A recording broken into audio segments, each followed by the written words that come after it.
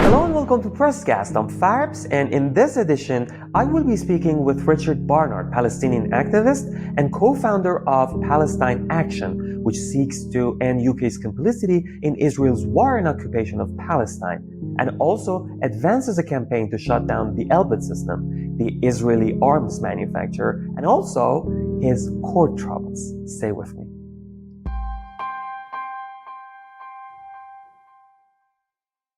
Thank you, Richard, for coming on the show. Thank you for inviting me. Pleasure to be here. Oh, it's a pleasure. Seriously, it's a pleasure to have you here.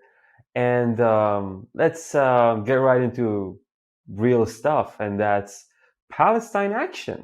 So tell us a little bit of history. How did it started, and what did you have in your mind when you wanted to start this whole movement? Okay. Well, it's quite apt that we're speaking today and talk about history, because today is the 1 year anniversary birthday of Palestine Action. It started on the 31st of July 2020, so we're 1 year old. And we started, there was a group of people who came together from various different backgrounds who've been involved in the Palestinian cause for a number of years. Some people who'd done, or most of us had done some kind of mainstream campaigning, you know, the standard letter writing, going on marches, lobbying, some people working for organisations involved in that, some people doing that as part of their sort of cause outside of that.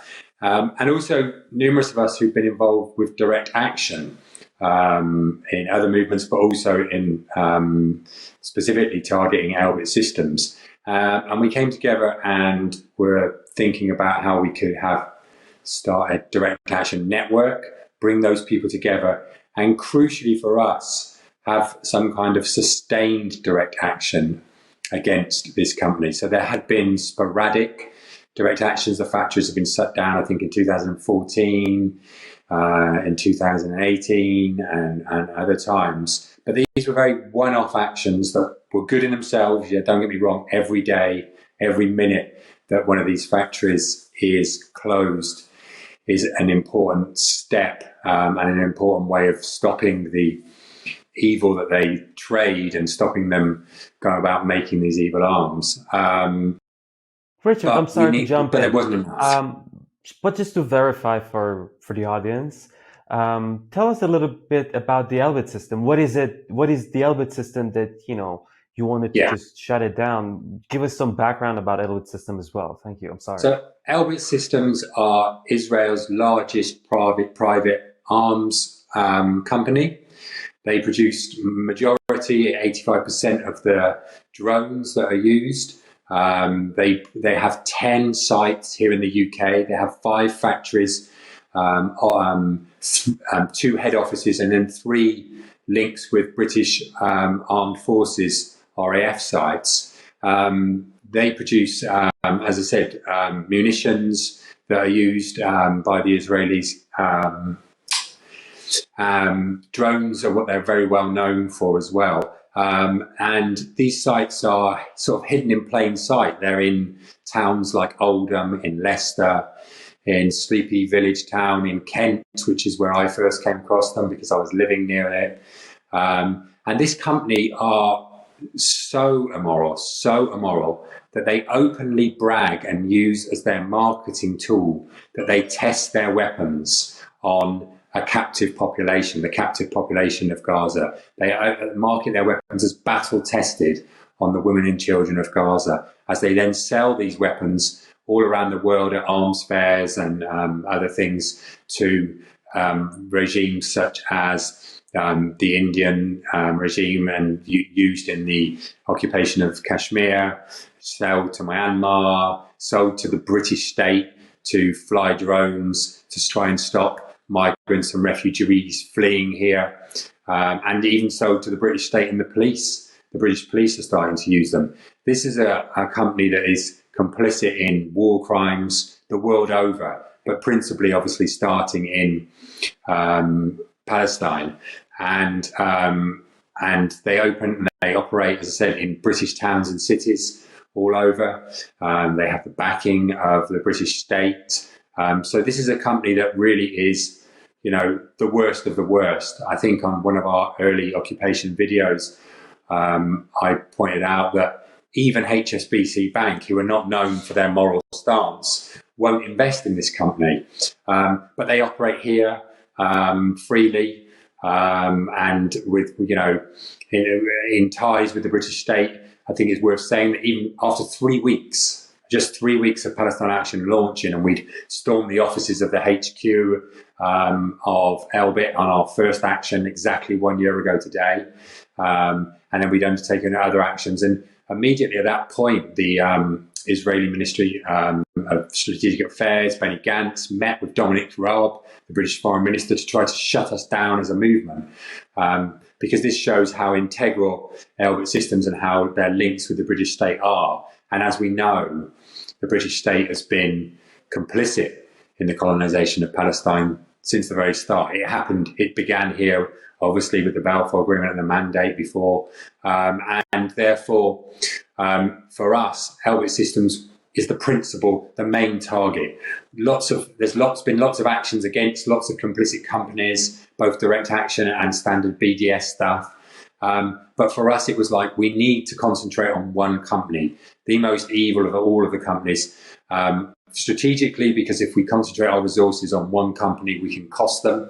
And I think we've released a press release today where we point out that we've cost them around £15 million in this past year. And for us, that strategic importance of going after one company, disrupting their business over and over again, is the only thing that's going to work. As we come together, going back to us meeting, we'd come together and we'd felt that frustration, we've seen the marches. We didn't want to wait either. Unfortunately, we've seen this year the Israeli forces step up the bombing of Gaza in May, but we didn't want to wait for that to happen. There's too much reaction to these things that happen. The Palestinians live under an apartheid regime day in, day out. Elbit drones fly over every day and cause that continuing problems, those continuing PTSD, that continuing thing of that noise that we hear from our Palestinian comrades when they tell us that noise of those drones flying overhead. We think back to 2014, the boys killed on the beach by an Elbit drone, 4 boys playing football. And these things resonate with us, but we didn't want to just wait. Unfortunately, what happened did provide a spark, and we had actions at that time to increase action here. But it's no good waiting for that and then marching out on the street with 200,000 people. It's great that 200,000 people come on the streets, but that's not enough. And it's no good standing in a park in the middle of London. It's no good going to the Israeli embassy in the UK, because they're complicit. They're not going to change their minds because we shout at a wall, or they're not going to change their minds if we appeal to a government.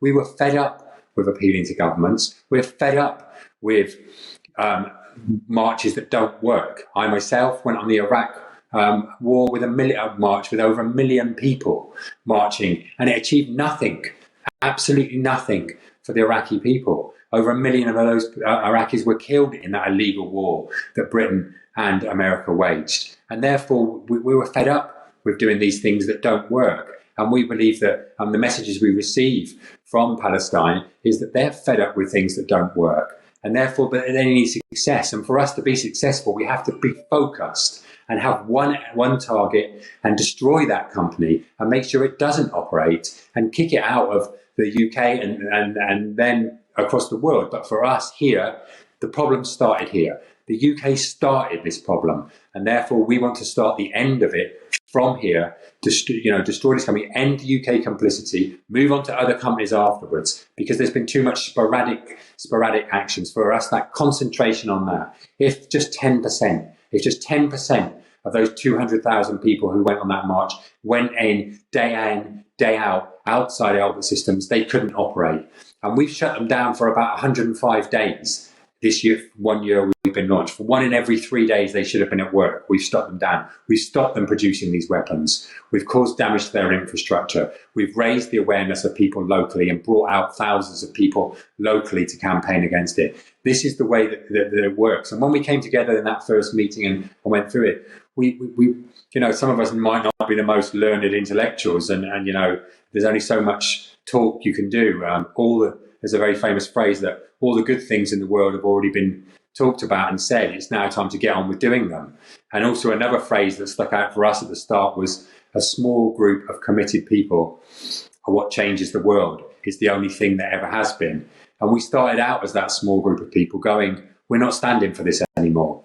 We're tired. We're tired of people ignoring us and talking to people who are not going to. It's no good having influence with political figures, and most of the influence that people have in the Palestinian cause is political figures on the side who are not even in government. That's pointless. And we see from the civil rights, we see from the suffragettes, we see from those movements across the past that these people went, it's time to stop this, and we have to up our game. We have to cause civil disobedience. We have to take direct action. That's the bare minimum we can do, is to put our bodies on the lines, to stop these factories, to damage their infrastructure so they can't work. And if that means, as it has done, that 101 Palestine Action people have been arrested in the last year, numerous people have spent time in prison, or all of us have spent up to 24 hours or longer in a police cell, then so be it. That's the minimum that we can do whilst we're here. Congratulations on your first year anniversary. And now looking back to the year ago, first, how much have you come this 1 year? How much of the things that you wanted to achieve, you've achieved this past 1 year? And what are the lessons that you've learned that you want to take with you to the next year? I mean, what are the things that you didn't know back then and you know now, and you want to implement it in the things that you're doing right now? Okay, so in terms of lessons we learned, I think the most important lesson, and again, we've learned this through practice by doing it, but actually, we were watching something the other day when an intellectual was talking about these things. The thing that we've learned the most important is do something rather than nothing. Nothing can be, in civil disobedience and direct action, nothing can be perfectly worked out. Okay, so if we looking at the literature, if we think about the civil rights movement and the freedom riders, like 8 of them, 4 whites and 4 blacks, got on a bus to break the law, and everyone said they were mad. All the people on their own side, including Martin Luther King, said they were mad. Don't do this, please. You're going to harm the movement. So what we would say is do something. If you look at our first video from a year ago, there was 4 of us. 4 of us went into HQ. We didn't have a particularly worked out plan. It was like, we're just going to go in and we think we would create some kind of disturbance to stop them. So the most important lesson is do something rather than nothing. Take some form of action. And that builds movements and costs companies money and stops things doing. That for us is the crucial thing. I think the other thing we've learned as we go around is that there's 3 main elements to a successful action and successful campaign, really. And the first one is that disruption works. You must disrupt this company, what it's doing. It's no good appealing to governments, to councils. It takes too long and it doesn't achieve anything. What you can achieve in a short period of time with a small amount of people is much more effective if you just get out and do it. So the disruption is the important thing, making sure that those actions are not disruptive. So when we talk about things like demonstrations or protests, we would certainly have had debates about whether that's the right thing or not. But actually, they must disrupt what they're doing. Otherwise, there really is no point to them. And they must disrupt. So disruption is key. The second thing that we learn is that sacrifice, it's not a really popular word now, is something that brings people on and brings people into a movement, doesn't scare them off. So often, and certainly people cautioned us, and sometimes worse for me, even within our own movement, saying, well, this is going to put people off, this is too extreme, this is, what you're doing, throwing pain, damaging things, it's going to put people off. It's the opposite. When people see you being arrested for a cause, and see people prepared to put their bodies on the line, and normal people, and people of all types, from 18-year-olds to 74-year-olds, to people of colour, to Muslims, to Christians, whoever it is, that when people see that element of sacrifice, it does the opposite of what you would think. It means that people come forward and say, I want that. I want to be part of this. I want to get on a roof do these actions. I want to do this. It's completely the wrong way around. So when people say it puts them off, you have to say thanks for your advice and then ignore them. That's what we've learned, to sort of be gracious with people on our own side who disagree with us, but also ignore them and get on with it. And if they think and say you're mad, again, ignore them, because the literature and our experience and the experience of all movements in the past, you have to keep going. So disruption, sacrifice are those two for us key elements towards building that campaign. The other things, I think, simple things that we've learned, or certainly I've learned as being someone who's not into this, is the power of social media. And that being open and that sacrificial element. Yes, we've had actions where people do things and get away and run away, and that causes pressure to build. But for us, the key things that bring people on, the key things that bring people into the movement are those actions where people are prepared to be accountable, to stay there, to be on a roof. You ain't getting away, right? There's 100 police officers around you. You're never getting away. And to be able to be there and to be okay with live streaming and going live on that.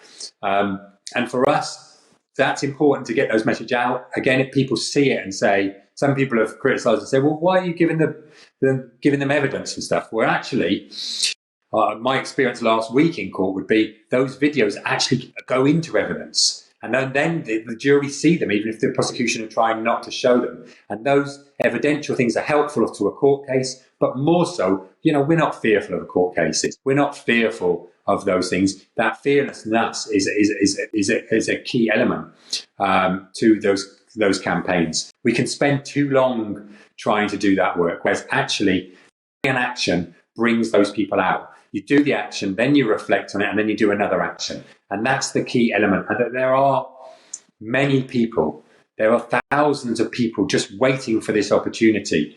Either people who've been involved in the Palestinian cause for a long time and have seen the ineffectual nature of current campaigns and groups in this country, or people who've not been involved in the Palestinian struggle before. So for us, seeing that action is the spur. Action is the way that you do this. It's not the other way around. Action is the spur even to education. All the education's been done. And I think for us, that's been a key element. And maintaining, I think another element is maintaining that radical edge. As you grow as a movement and as you get more exposure and more interest, the temptation, I suppose, is to slip into liberalism. But maintaining that radical edge, in fact, keeps more people coming on. And more younger people, especially today, we find they understand more than your middle class, middle-aged white males who've been around for a long time, who think they know it all. Younger people now get the frustration. They get the urgency of it. Things like the climate emergency, they understand there's an emergency and we can't wait around. And that intersectionality of the struggles, they get that. And they're like, why would we spend our time lobbying people who are not going to hear to us, listen to us, and have got no power in any case? Let's take the power into our own hands. So that continual messaging around that, I think, has been for us key. I think another thing for us has been the visual nature of our actions. So making sure they look good. Yeah. It's not all about how they look good. The most important thing, as we've said before, is the disruption. But actually making them look good. Those fire extinguishers that Palestine Action activists use to spray red paint all over buildings to signify the blood of the Palestinian people speaks 1,000 times more than any eloquent speech by any famous person or politician. That pictures of blood over complicit companies speaks 1,000 times more than any article written in any newspaper or newsletter or even website. Those things look good. And the way that the people look, dressed in, often now in red boiler suits, and having those things, having, decent visuals, I think is really key. Coming back to those 3 points as well, those 3 elements for us: disrupting the company, the sacrificial element of people's action, bringing on more people. And I'll just say one more thing about that. You know, we've had people in one of the areas we did an action, and there was a young white woman in a UKIP area who was walking past with her baby and was saying, well, I don't really agree with what they're doing. But you know what? They've got a point. If this company are making weapons that kill children, and crucially for us, or even marketing is tested on those people, then they've got a point. And this is when you change people's opinion. And when more people join the movement, is when they see that. No amount of persuasion and divided views will do that. But when they see sacrificial element. And the third point for us of the key part of the campaign is the dilemma. Creating a dilemma. Principally, that dilemma is for the company. Is it profitable for them anymore? Dilemma for their landlords. Is their name been tarnished so much by being this company that they're going to make it difficult for them to operate? Dilemma even for the security forces and the police in this country. What do we do? In the past, before Palestine Action, as I mentioned, there was numerous actions at Elbit Systems, and on the whole, they were ignored by most people. They may have got some press attention, but the state and Elbit Systems ignored them. They were one-off actions. They could stand the loss for one day and they get on with their business. But there needs to be a dilemma that says, can they do that? Do they need to crack down on us? And actually, since Palestine Action and being sustained, they then, with that dilemma, they fell in. The state and this company has fallen into the trap of going through that cycle of, first of all, they ignore you, then they oppress you, and then you win. And we saw that at the start. As I mentioned before, the Israeli Ministry of Strategic Affairs met with Dominic Raab, tried to crush us. There was a real crackdown on us to start with. Spy cameras opposite our house, raids on our houses, being arrested under counter-terrorism police, and interrogated for many hours without solicitors, violent arrests, continual oppression of us and treatment in that way. But then we come through those things because, again, as I said, the state don't understand. This is the way it always is. You oppress us, more people come on board. You oppress us, more people go, this is outrageous, we're going to join this group. It doesn't put people off. It doesn't put people of conscience. It doesn't put people who actually want to make a difference off. It brings more of them off. And then we're getting into the stage of where we are going into we're winning. We know we're winning in terms of the amount of money we've cost this company and how much we've stopped them operating. What I want to know is that the thing that you've done and the thing that you're doing is naturally going to piss off very serious people, very serious politicians, and they're going to do whatever they can to stop you. So have you ever faced, I mean, you told me about your, court, briefly about the issues that you may have, arrests, but have you faced any other more serious issues? Are you expecting even more serious response now that you have given them so much pain? Because 105 days, I think that's going to cost them a lot of millions of pounds in revenue, right? Yeah, it's about 15 million, yeah. Okay, so in terms of what they've done so far, I think I'd mentioned that we had an initial crackdown by them, violent arrests. Huda was thrown to the floor violently on a kind of sort of a demo-esque thing when she was thrown to the floor there by the police. And that video, as I mentioned before, once we video it and it goes viral, that brought on loads of people. We have had lots of people's houses raided, stuff taken. When I was arrested for blackmail, they did an operation and I was out running. And a police officer got out of a van and said, "Could you just stop, sir?" And I just carried on running. And then they surrounded the house that we lived in. We lived in a disused church with 24 asylum seekers, me and Huda did. And they surrounded the whole house, jumped over a fence, arrested me, and then stole. I used the word stole correctly. So they stole mine and Huda's passports, arrested me for blackmail, which is obviously a fictitious charge. As far as we're aware, it's only been used once before with an activist. an activist group, an animal rights activist group in the past. Basically, they're using a video that I put out saying I was going to go on hunger strike if they didn't evict Elbit. And they took our passports off us for 8 weeks. And they told our solicitors they were going to apply to the court to make it legal and keep them. When it came to the court case, they meekly just handed them over without even making an application because they knew it was unlawful. And Huda wasn't even arrested and they took her passport off. It's just outrageous. But that won't be the last of it because we will fight back and we will sue them.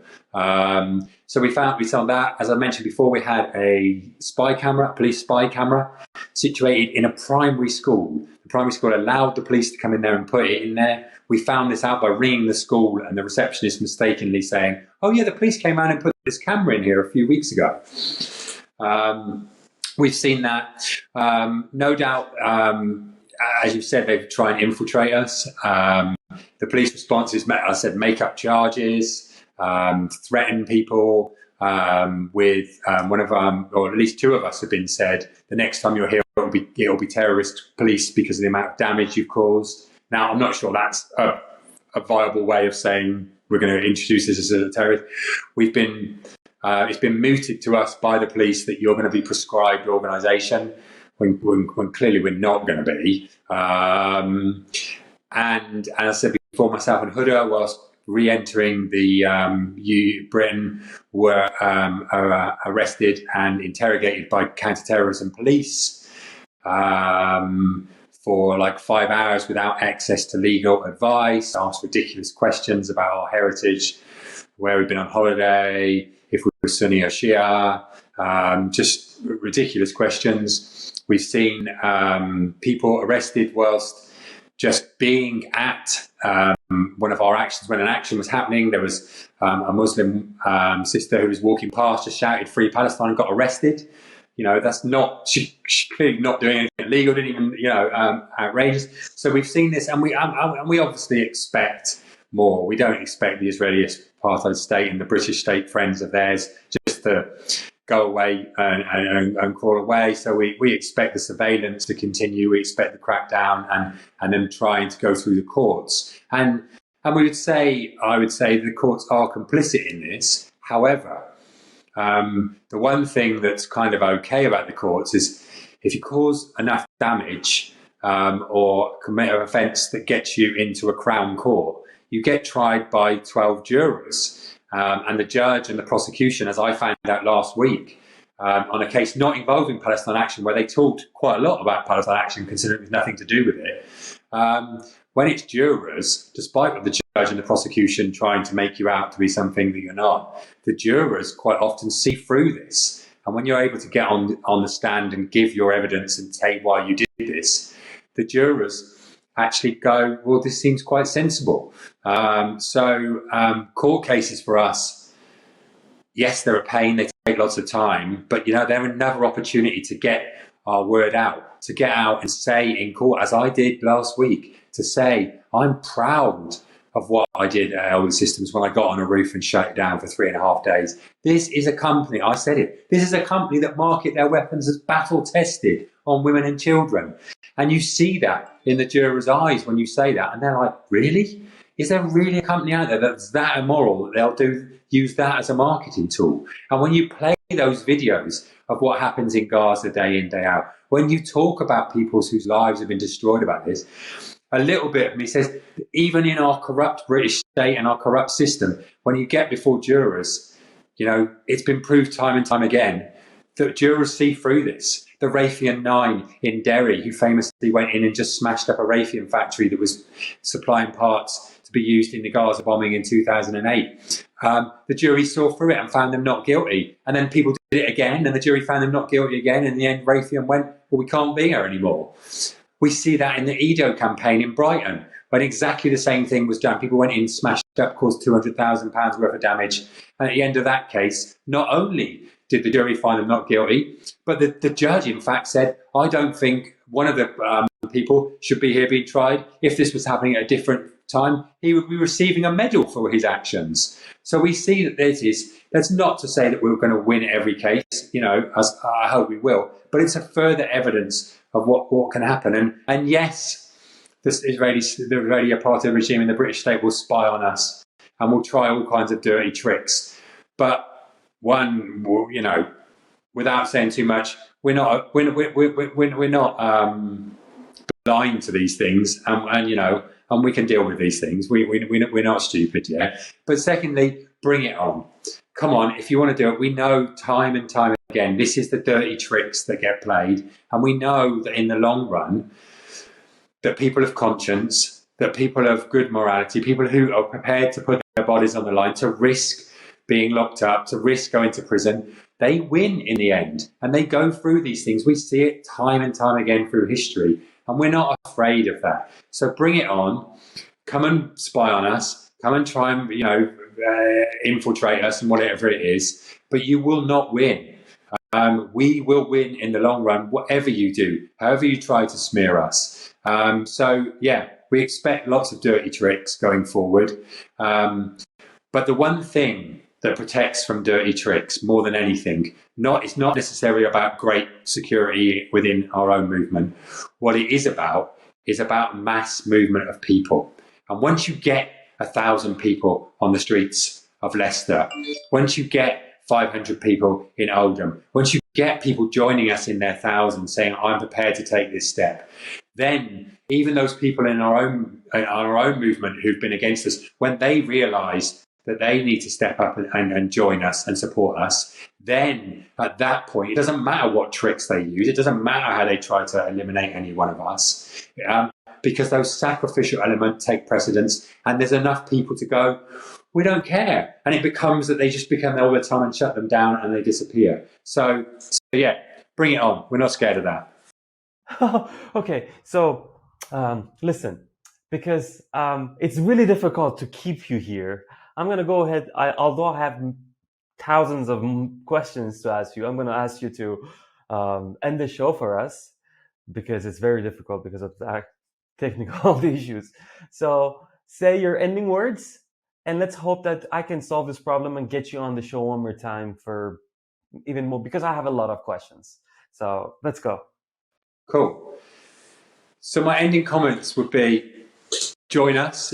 The most important thing you could do here or wherever Elbit Systems are is to shut them down, is to use your body in a sacrificial way and to shut them down in whatever way you can, whoever you are, whether you're an 18-year-old, whether you're a 74-year-old, whatever religion, race, whatever you are, you can do this. That's the most important thing. If you can't do that, then support us in other ways. You know, I would say we run on a shoestring. We don't get any money, money from anybody particularly.